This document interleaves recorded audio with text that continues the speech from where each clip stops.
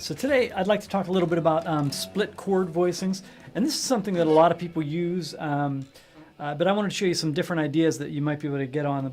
Like, the basic idea that I'm doing here is I'm in the key of C, so no sharps, no flats, and I'm trying to get like wider voices. So instead of doing like a C, D minor, E, F, A minor, G is basically my progression. I want to split the sound of the notes.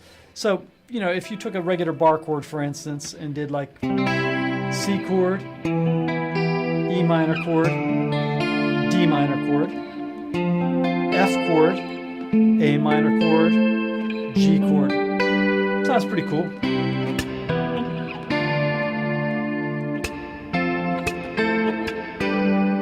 Nice sound. Now, I can split up those voicings a little bit, and I can do my root, my fifth, and my third. So I'm going to do...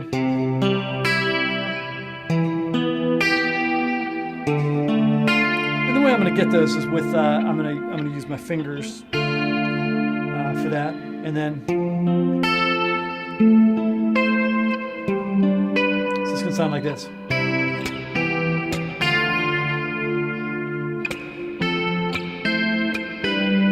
Sounds lovely, very nice sound. And you hear a lot of people do those sort of voicings. But I'm going to take this a step further. What I'm going to do first of all is I'm going to put seventh chords, sevenths in these or ninths in these. If I put the seventh in, I have a C major 7, E minor 7, D minor 7. Let me show you what I'm going to do to make this voicing really interesting. Is I'm going to take the seventh and I'm going to put it on the top. And that gives me a really wide voicing.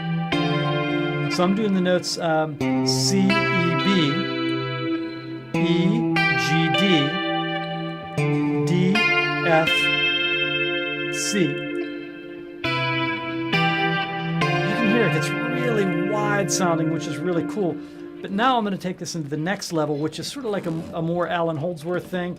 Although, you know, Alan Holdsworth is a genius, and this is pretty simplistic compared to what he does. But I'm going to add ninths in. So if I take my C chord, I'm going to put my D note in, and I'm going to do C, D, and B. You can hear right away that's a lovely sounding voicing that's really wide open, covers a lot of territory, but it's really hollow in the middle. Then when I go to the E minor, I am going to put my regular third in, so I'm going to do E, G, and D, just because the F sharp note is Lydian, it doesn't work over the C chord. And then to the D chord, I'm going to do D, E, and C. And that's very like Holdsworth sounding. So now when I go up to the F chord, I'm going to do the same as the C major 7.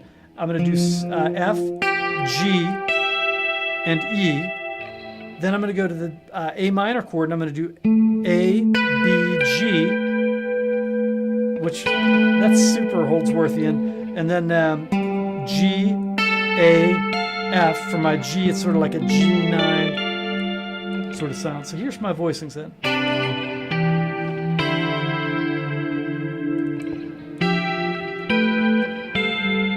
And it has this big, wide open, airy sound. So you can sort of fool. This is just an exercise to sort of get those chords. But you can kind of fool with the different chords and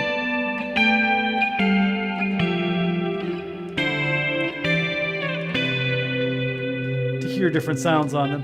And that's basically just taking the voice of the chord, so different notes that are in the chord, and instead of having, you know, my third there, I put my third up high.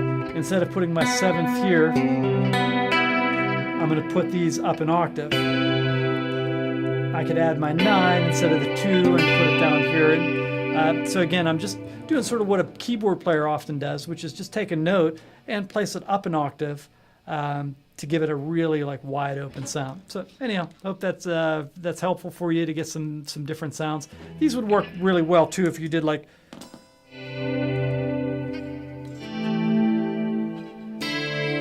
big swell type of stuff. I don't have my volume pedal hooked up, but if you used a volume pedal for swells, that would also be really great. All right, until next time.